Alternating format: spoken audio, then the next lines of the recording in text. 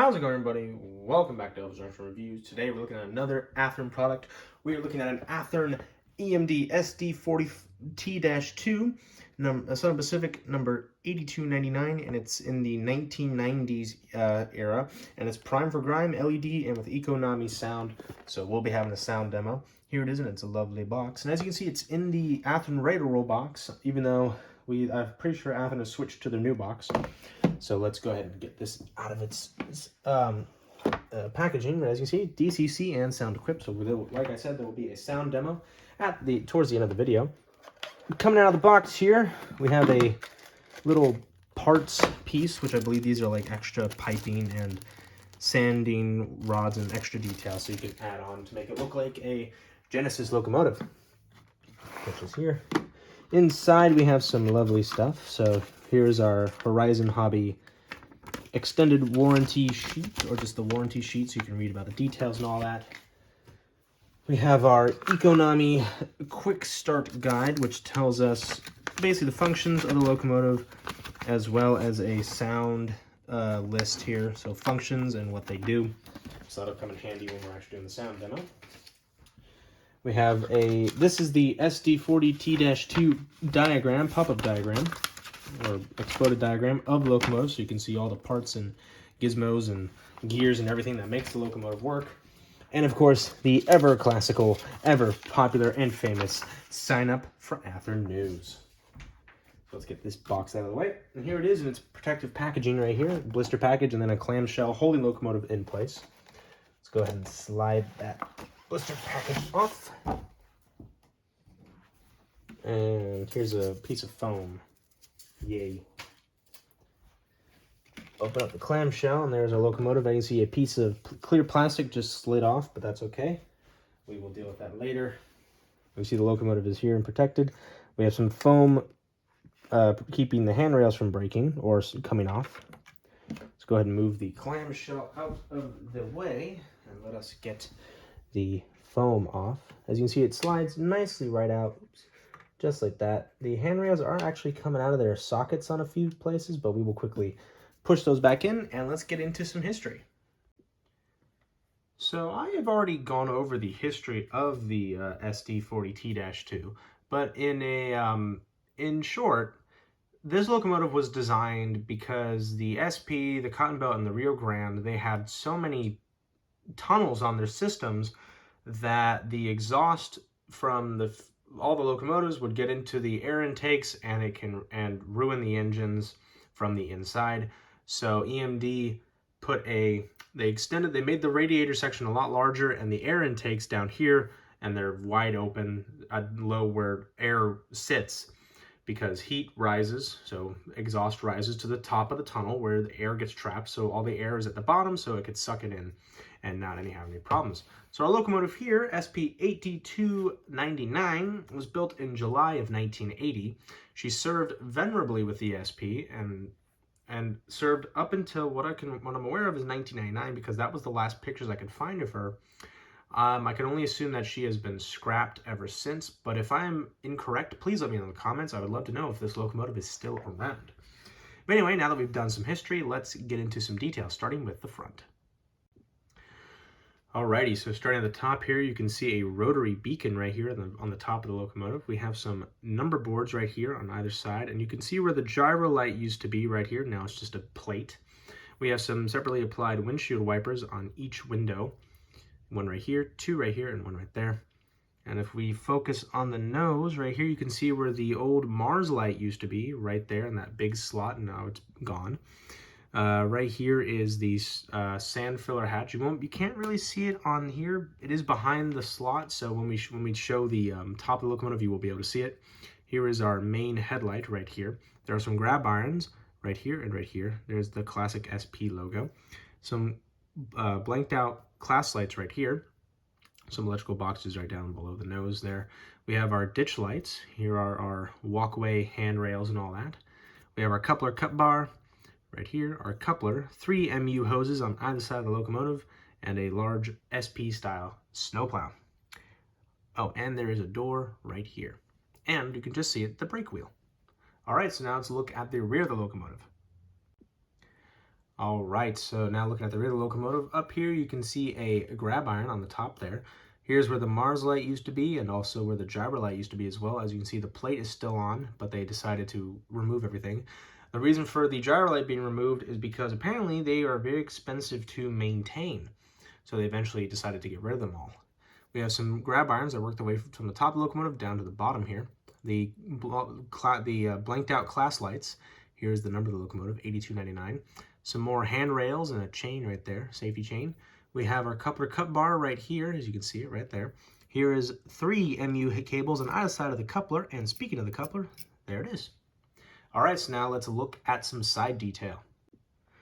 Looking at the rear of the side of the locomotive, let me say that again. We have a big F right here to indicate that this is the front of the locomotive. If we focus on here right now, let's focus. Come on, focus. There we go. And as you can see, there are different styles of colors here on the locomotive to indicate that this is a prime for grime. So basically, if you want this, it's Athearn saying, hey, we're going to make it easier for you to weather this thing. So that's pretty nice.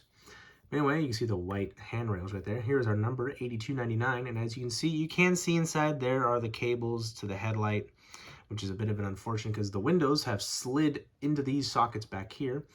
And you can just see it. Right here is a window wiper, is a windshield wiper for the rear window. And there used to be a little marker right here on these electrical boxes. You can see the nice truck detail here, and this is a speed indicator. It's a more accurate version of, instead of like a GPS system telling you how fast you're going. Right here is a bell, which is very nice. As you can see, here's the sunshade. As you can see, it is facing down, so that's okay. As we move onward this way, there is what I believe that is called the blower. Now, I'm not exactly sure what the blower does, but if anybody could please explain to me, I would greatly appreciate that. Here's a faded out Southern Pacific logo, and here's the fuel tank, and there's an air tank reservoir right there. And as you can see, there's the horn right on top of where the dynamic brakes are. As we move the locomotive this way, here's the dynamic brake fan. Sorry, this is the cooling area, so the radiator section of the locomotive. So you can see big grates here that actually you can see through, and actually you can actually see the motor of this truck here, which is a bit of a downside, but that's okay. But it's a very nice looking locomotive regardless. It's pretty much the same on the other side, just minus that blower and the bell. And I believe there's a few more little details here. Like for instance, the door to this electrical box right here. And as you can see, there are a bunch of panels, and this little window right here. As we move the locomotive this way, I just noticed, but you can see the jack pads right here, and there is one right there. All right, so now let's look at the top of the locomotive.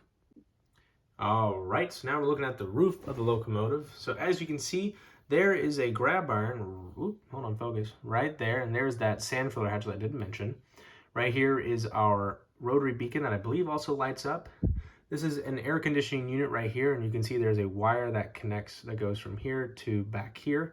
This is the radio antenna section right here on top of the dust bin area, or dust collector. Here is our exhaust port, and as you see, the dynamic brake fans right here. And there is our horn, and this nub, I don't know what that is. I have asked people to explain that to me, but nobody's actually gotten back to me, so I don't know what it is. And here is the top radiator section. As you can see, it's not fans, but this large four-piece grate. And there's that large grab iron that I mentioned earlier. All right, so now let's get into our sound demo. Alrighty, so now we have the locomotive up on the test track. Now you're thinking, what the heck has happened to the test track? Don't worry, this is a completely different test track. This is a diorama that I'm using for pictures of locomotives and all that. If you check out my Instagram, Elvis Junction Photography, you can actually see some of the photos I've already done with this lovely forest style background. But anyway, let's not waste any more time and let's get this locomotive turned on.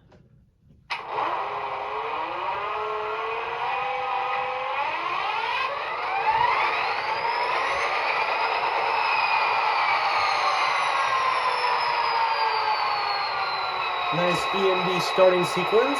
So let's go ahead and turn the first light on, which is F0. The headlight is now on, as you can see. F5 turns on the ditch lights for a tsunami locomotive, so as they are on.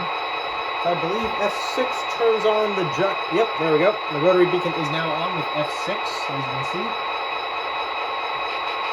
F1 is the bell.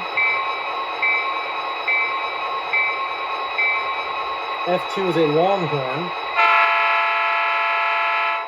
and F3 is a short.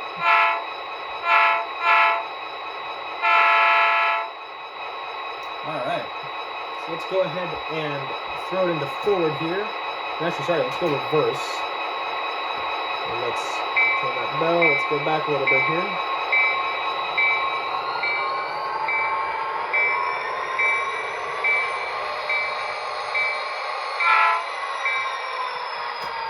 As you see, there's all the ditch lights and everything working very nicely. Be a little blurry, but alright, it's alright.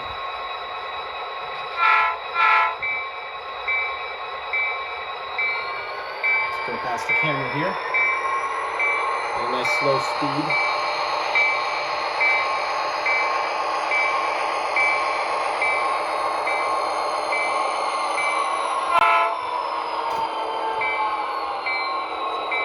Come back to a nice position here.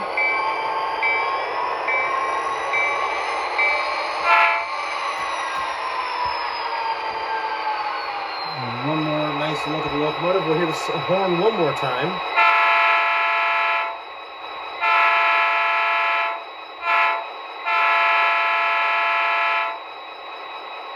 Put in the neutral, turn off the rotary light, ditch lights, main light, and power off the track. All right, so let's get into my final thoughts. So overall, this is a great looking locomotive and it sounds great, it looks great. I didn't have any issues with it. Obviously, sound is gonna be an issue because I have sensitive ears, but that's always something you can always adjust, you know, volume wise. But anyway, if you enjoyed this video, please hit that like button. Also subscribe if you have not, and please turn on notification bells to know when I upload. I upload on Mondays and Fridays at 9 a.m. Pacific Standard Time. So do check in on those days and at that time to see what I have to upload next. But anyway, thank you very much for watching, and I will see you guys in the next video. Bye for now.